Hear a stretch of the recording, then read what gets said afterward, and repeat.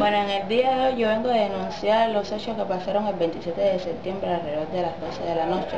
A mí, a mi esposo, que un compañero, un policía de una patrulla nos paró, nos pidió la licencia de conducción y todos los documentos y refirió que si la moto era de mi esposo o no.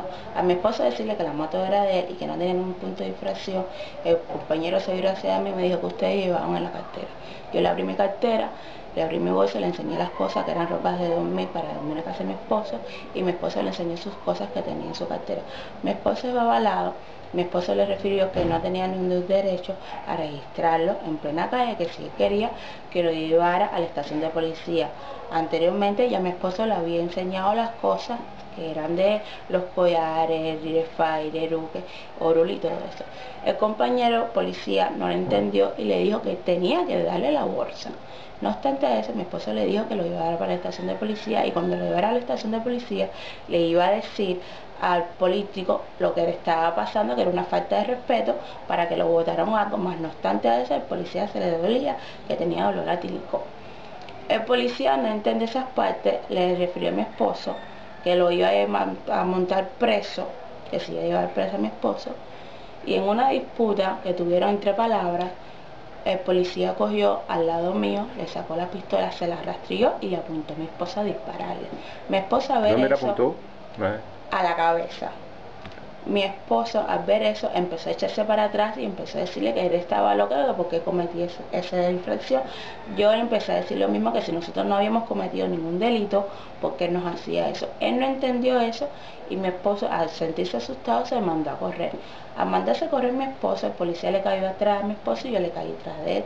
El compañero del policía que estaba en la patrulla, casi prácticamente dormido, como quien dice, descansando, cogió, se paró, se levantó, me miró a mí, cogió el carro, arrancó el carro y se mandó a correr detrás de mi esposo el policía. Yo como loca cogí, al ver ese suceso, cuando reacciono, vi que había dejado la moto de mi esposo ahí sola. Un muchacho en ese momento venía, me ayudó con la moto, me dijo que había visto los sesos.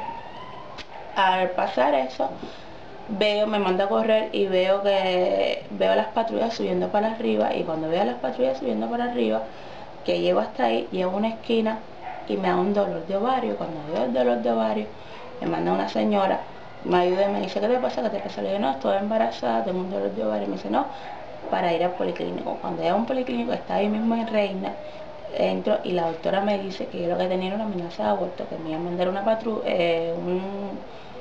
una remisión. Ajá, una remisión para ir para allá a Alicia. Cuando yo ella le digo, no, tranquila, yo sé que te dije Alicia, yo tengo dinero para ir. Cuando llego a la estación de policía, que no voy directo a ir a Alicia porque estaba preocupada con mi esposo, llego y le digo, no, mire compañero, asustada completamente, contándole los hechos en la estación de Zanja, lo que había pasado con el policía, que le había sacado un arma a mi esposo. Ellos me dicen a mí que el policía estaba en todo su derecho en sacarle un arma a mi esposo, con rastreársela y apuntarle, porque mi esposo también llevaba un arma. Yo le dije, que mi esposo lleva un arma, ¿cómo es eso? No, si tu esposo lleva un arma. Yo le dije, bueno, en Velasco sí te dio una cámara, enséñenme la cámara. No, la cámara estaba mirando para otro punto, la cámara estaba apagada, es lo que me dice. Yo le digo, bueno, hombre, estoy embarazada, estaba abortando, a esa hora ya yo estaba ya completamente ensangrentada, ellos no me hicieron caso. Sentada en una silla ahí, ¿no? Me tuvieron sentada en una silla desde las 4 y pico de la mañana, no sé, desde las 2 y pico hasta las 8 y pico de la mañana, que ellos tuvieron de hacer su matutino, no sé qué, todas esas cosas que ellos hacen, y después me empezaron a tomar declaraciones. En las declaraciones, ella, muchacha, me dijo, no, cuenta tu historia. Cuando yo conté mi historia, ella después escribió, taca, taca, taca, taca, taca. Después entraron al policía, que estaba con toda su calma normal, y dijo delante de mí, frente a mi cara, delante de todos ellos, que mi esposo le había sacado un arma en plena calle, y por eso es que él le había sacado también el arma. Yo le digo, eso es mentira. Ellos a mí no me creyeron. Al entrar el otro compañero de policía, al verme en el estado que yo estaba, parece que le dio un poco de lástima y dijo la verdad. Dijo, no, mira, yo lo que vi que mi compañero le pidió la licencia de conducción y demás, y después yo vi que pues, el muchacho ciudadano se manda a correr, pero yo no vi ningún arma. A tomar las declaraciones, todas esas, ella me dio a firmar mi declaración. Yo le dije que había palabras y cosas que yo no había dicho con mi propia boca. que podía ser para interpretarla otra persona que no hubiera estado en los hechos. Ella me dijo que no se no tenía ningún problema, que firmara. Yo cogí y firmé. A la hora me llevaron para maternidad al hospital a ver si era verdad, a comprobar si estaba embarazada o no. Al comprobar que yo estaba embarazada, que había perdido la barriga, me llevaron para Picota. Cuando me llevaron a Picota, ahí en Picota me tuvieron ahí. Un momentico, ¿ellos te dieron algún papel, algún...? No, la doctora dio un papel, pero se lo dio al policía, y el policía lo cogió y lo guardó en el expediente que él tenía en la mano, en la carpeta que tenía en la mano. Cuando me dejan en Picota me volvieron a hacer de nuevo las mismas declaraciones y yo volví a comentar todo lo que había sucedido. Entonces me dijeron, bueno, ahora no te preocupes, que ahora te vamos a llevar al lugar de los hechos para que tú nos digas a nosotros cómo fueron que pasaron las cosas. Nunca fue así. Me trajeron directamente para acá, para mi casa. Ya mi cuadra estaba completamente inundada de policía y me hicieron hacer un registro. Aquí en mi casa no había. Yo no soy de la dueña de la casa, yo no soy propietaria. Y aquí en mi casa nada más estaba mi hermana, que tiene 12 años. Asimismo, ellos cogieron y entraron y empezaron a hacerme registro con la SR, la presidenta del CRR. Registro por toda la casa, con perro y todo, como si yo fuera una delincuente total. De ahí mismo ellos me estaban diciendo que me iban a llevar para hacer niñas de voz, pero ahí mismo ellos me hicieron un papel escrito como carta de libertad y me soltaron aquí en mi casa. Mi esposa no la habían cogido, mi esposa se había ido a la fuga, como ellos dicen. Nosotros pensábamos que todo eso había sido porque una semana antes yo le había puesto una denuncia a mi esposo por amenaza, y ellos ponen, cuando uno hace una denuncia, búsqueda y captura. Nosotros habíamos pensado que era por eso. A la semana cogen a mi esposo. Cuando cogen a mi esposo explica las cosas y ellos decían que le habían puesto tenencia de arma de fuego. Después la estaban acusando de disparo de arma de fuego, y ya para cómo estaban acusando a mi esposa de tentativa de asesinato. Mi esposa se metió un mes en Picota, un mes que se la pasó plantado 21 días sin comer nada. Los viernes que era visita yo tenía que llorarle para que él pudiera comer algo. Se comía 2 cucharadas nada más. 41 días mi esposa se la pasó ahí. Al ver que ya mi esposo estaba formando alboroto, que ella se estaba plantando no sé qué, los policías me dijeron, no, lo vamos a mandar ya para la prisión. En ese momento la instructora me había dicho que en Picota que tenían un plazo de estar de 7 o 15 días, pero como las cosas no estaban cuerdas, cogieron y dijeron que lo iban a dejar más días ahí para analizar más el caso. Al ver que los demás días que dejaron ahí a mi esposa, y a mi esposa estaba plantada, ellos no querían más barullo, cogieron y lo mandaron para el combinado. Y mi esposa ya lleva ahí 7 meses en el combinado, sin orden de petición, sin juicio, sin nada. Más no obstante eso, me entero por mi abogada que vio el expediente que hay más testigos. Estoy yo como testigo, fue de mi esposo. Está el compañero de policía que también, que yo vi con mis propios ojos, que él dijo la verdad, que mi esposo no llevaba un arma. También está una señora que dice el policía a última hora que mi esposo, por el pasillo donde se metió, mi esposo le apuntó en la cabeza con un arma a la señora. Mi abogado me dijo a mí que la señora dice en su declaración, en ninguno de los motivos así, que la primera vez que el policía la lleva para la estación de policía, él le dice al carpetero que mi esposo tenía un arma, y cuando ella la montan a formar las declaraciones dice que ella nunca dijo que mi esposo llevaba un arma, que ella nunca vio que ningún hombre, de muchacho que se mete en su casa, llevaba un arma, ¿entiendes? Pero no obstante eso, a eso le pusieron ahí en las declaraciones. Después dice la abogada que hay otra declaración, que la señora fue a Picota, que la mandaron a buscar, y que dice que ella sintió que el muchacho le dijo, señora, ahora que la abrazó como si estaba pidiendo la ayuda, y le dijo, señora, ayúdeme, que hay un policía que me está cayendo atrás con un arma, ayúdeme. Que en ningún momento se sintió asustada, que ella lo que sintió fue que él, como un hijo, estaba pidiendo la ayuda.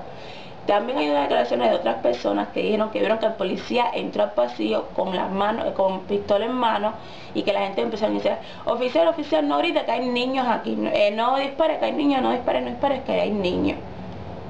También hay declaraciones de otra señora que también vio a mi esposo que se manda a correr, con el policía y que le preguntaron ahí y que ella dice que no, que ella nunca vio al ciudadano con ningún arma, que el único que vio con el arma fue al policía. Y no obstante eso, a todo eso, mi esposo todavía sigue preso. Y me dijeron que era por los antecedentes que él tenía, que él está preso por sus antecedentes que él ya ha cumplido. Pero esa es la respuesta que ellos me dan.